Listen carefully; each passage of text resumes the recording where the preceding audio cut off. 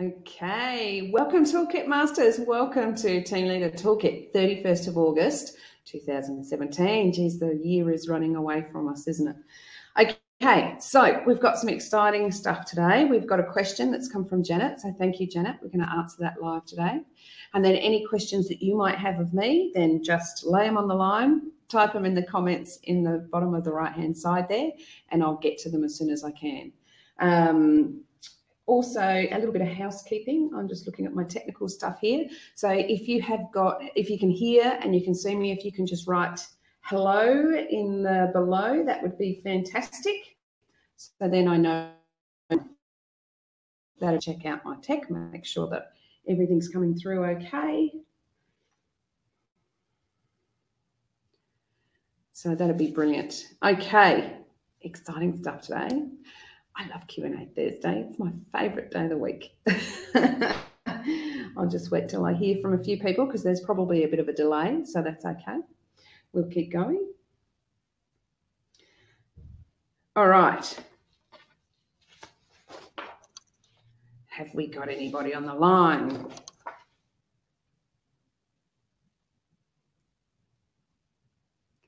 Good one.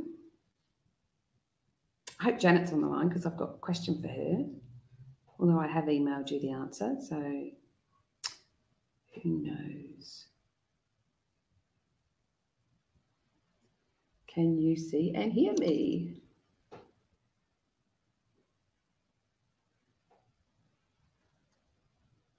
Aha! All right. Hey, Janet, thanks for joining us today. I've got your question to answer today. Anyone else out there? All right. Okay, so I think I've got a couple. Hi, Phil. How you going? Nice to see you or hear from you. All right, good one. Okay, so let's start because obviously you can see and hear me, so that's fantastic. So I want to share with you a question that Janet, thank you, Janet, sent through during the week. So it's all about when faced with two equally qualified candidates, how do you determine whom to hire? So this could be internal candidates. So you might have a position on your team that's available and you've got some people that are internally really interested in those positions and you think, okay, well, you know, we'll go through a certain selection and recruitment process, which is all well and good. But if you've got two that have got the same sort of qualifications, the same level of experience, and how do you differentiate between the two? So we're going to talk about that today. And then, of course, any questions that you guys might have, then feel free to put them in the comments and we will get to them as soon as we can. Now, I am going to share my screen with you. We had some technical difficulties last week when we did this, but my technical team have been working on it and they assure me that it's going to be fine. So fingers crossed and bear with me and we will see if I can share my screen successfully.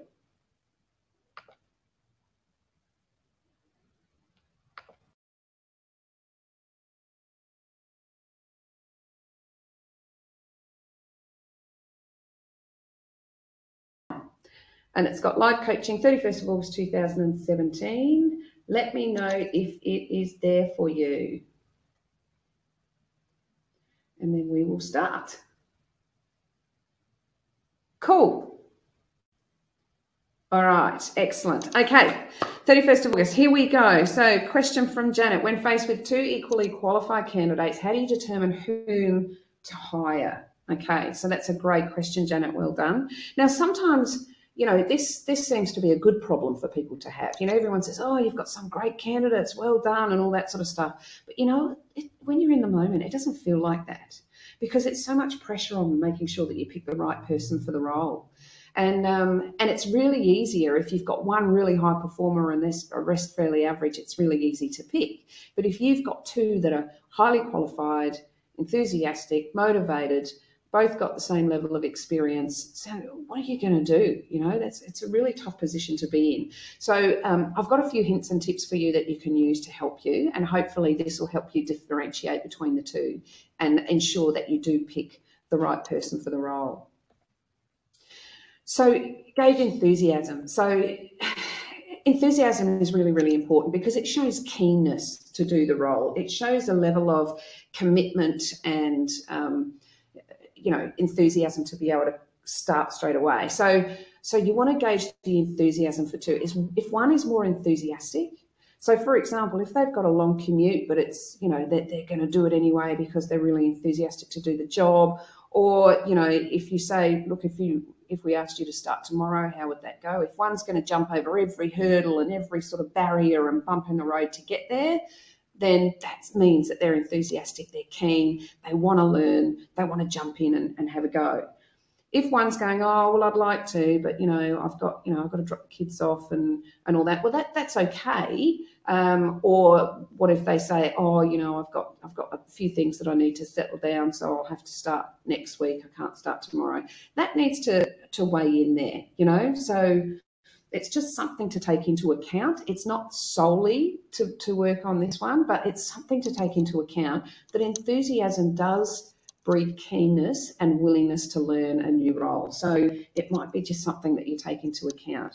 So when you're thinking about that, Janet, when you are actually in that recruitment process, just try and ask questions that will gauge people's enthusiasm for the role.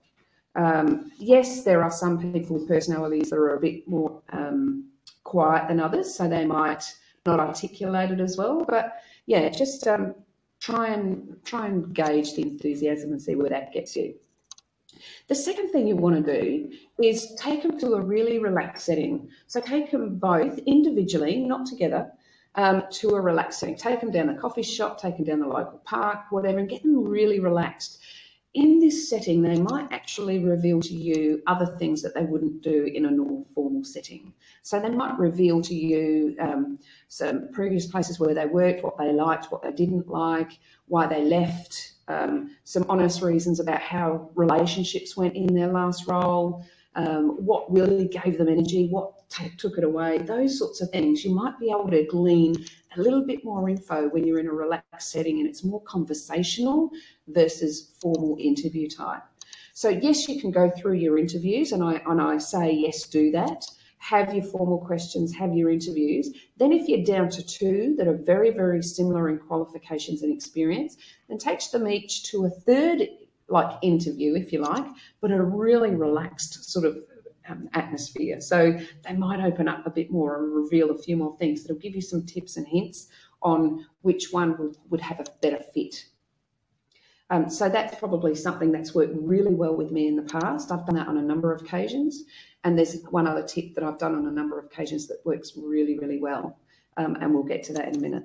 So that makes a difference. That allows people to feel a little bit more comfortable to reveal things, a little bit more comfortable to talk more, and have some questions lined up that are more conversational rather than interview type. Start off with something really easy. So what was your best holiday that you went on? And, why was that a great holiday? And so what you're trying to glean from them is, what makes them tick? What gives them energy? Those sorts of things. So the other one that's worked really well for me in the past is get help from the team that they will be working with. So what I mean by that is get them to have a bit of a sociability with the team. So whether that's, you get them all in a room and you do a bit of a scenario, or you take them out to the, local cafe and you all have a coffee together and they get to talk with the rest of the team. Just get your team involved. I know a friend of mine who was a leader, and they did this, and two of about four of the team members came and said, look, this person's not going to be a good fit at all. You need to steer clear of this person.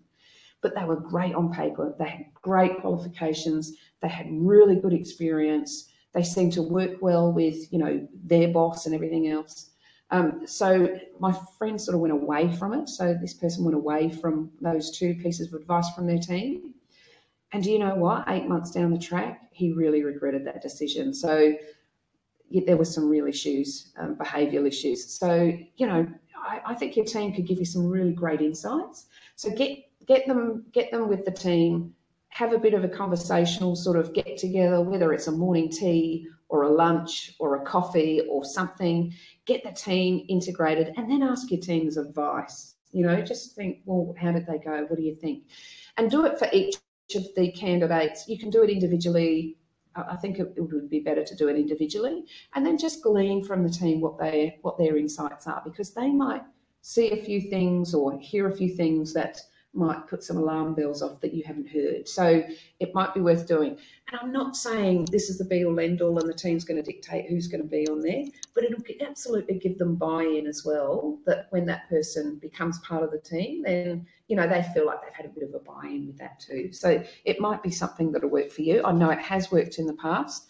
And when some of the leaders that I've spoken to have gone against that, they have regretted it. So it might be worth that to help you out. And the other thing you want to do is look at the future of your team. So where's your team going? You know, you want to hire someone in your team that can get them to that future state. So whether that's being really autonomous, being able to do all their own maintenance, being able to communicate really effectively, problem solve, you know, all those sorts of things, that's what you're looking for in a team member now, because you want to get to that future state. Yes, you can take people on the journey with you, but if you can recruit and resource people that have already got all those sort of qualifications and experience, then, you know, you're going to have somebody on your side that can mentor and help and train and do all those sorts of things. So look where the future of your team's going. What do you want that team to look like 12 months, 2 years down the track? How do you want them communicating together? How do you want them working together? What sort of KPIs and stuff are you going to reach for? How autonomous do you want your team? Do you want them to do all their own bits and pieces and be more innovative and creative? If that's the case, then that's the kind of person that you want on your team now, you know, to encourage that sort of behaviour. So, so that's something that you might want to take into account too. And that's about it, Janet. So I hope that helped. I think it's a really tough position. You know, it's a tough position that you're in, and I'm hoping that some of these little things might help you sort of differentiate between those two. And then I'd really love to see how you go with it, because I think it'll be really interesting to see what made the decision on a particular candidate and why. So we could perhaps share that with the rest of the people as well. So that would be great. Okay, so it's Q&A Thursday time. So I'm going to stop sharing my screen and I'm going to bring you back.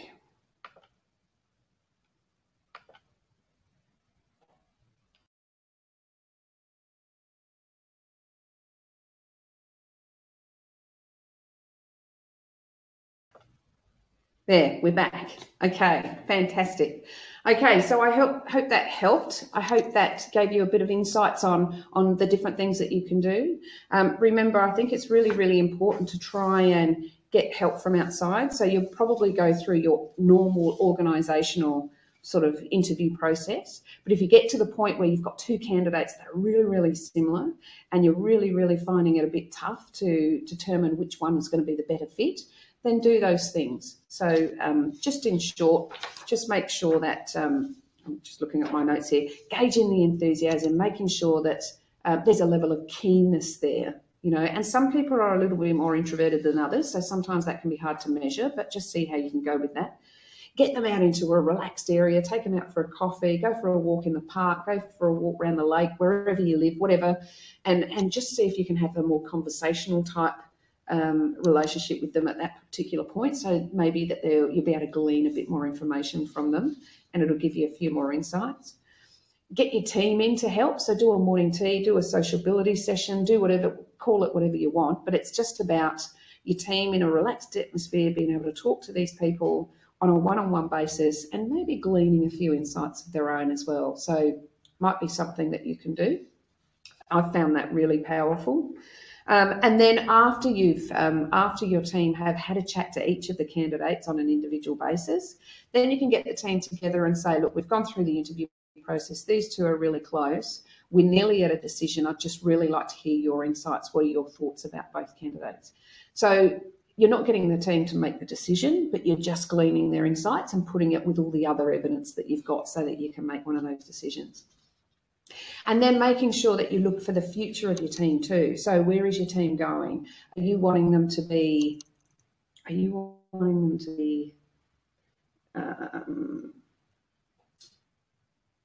thought I got frozen then for a sec.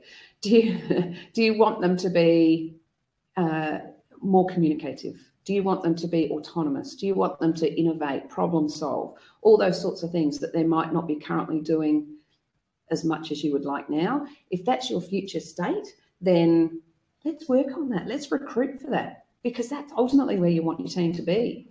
So let's recruit for that. So make sure that that's sort of in the back of your mind as well, and is taken into consideration when you make your final decision. So I hope that has helped. Let me know if, thanks, Janet, no worries. Let me know if there's anything else that you've got questions of, and I will leave it for a couple of seconds to if you've got any questions that you want to put up there, and ask at teamleadertoolkit.com. So without further ado, we have got lined up 5 face-to-face workshops. I said last week that we are working on some workshops. We've gone around to our customers and clients. Thanks, Flick. We've gone to our customers and clients and asked a bit of feedback of what their gaps are and what their needs are. So we're building some programs around that. So these are going to be 3-hour type face-to-face programs that will help pinpoint some real pain points that you might have, about resilience, about building trust in teams, about having those courageous conversations. How do you do that? Even though it's in module 5 as well, you know, sometimes it helps to actually have a really safe environment to role play those, just to get over that barrier of fear or level of uncomfort that you might feel currently for it. And also Team Leader Toolkit is offering the GSI as well, which is a group team session where you can gauge the level, your current level of how the team works together. How well do they communicate? How do they rely on each other? How much do they trust each other? You know, all those sorts of things. So you can gauge, you can measure it, and it's a tangible chart that you can measure. And then 12 months, 2 years down the track, you can measure it again and see the impact that whatever you're doing is making for your team. So that's another option that's available to you as well. So, you know, we're building our repertoire here, trying to do as much as we can for you guys and making sure that we're catering for everything that you might need. If you've got any thoughts or insights on what you think would work for you, then please absolutely let us know. You can either use the email ask@teamleadertoolkit.com or tina@teamleadertoolkit.com. Really easy. If you have any questions, please feel free during the week to email them to me. We will answer your email within 24 hours with some hints and tips on an answer to that question. Plus, with your permission, we will also go live with it, so that everybody can benefit then. All your other Toolkit Masters will be able to benefit, so that's great. All right, so I think we're done. It looks like Flick's got no questions. Janet, I just answered your question. Phil, hopefully you're okay. That's it. That's it for the webinar for this week. So fantastic. Thanks for joining me, guys. And we will see you same time, same place next week. And we'll have some more exciting stuff to share with you. All right. Until then, I will see you soon. Have a great weekend. Cheers. Bye.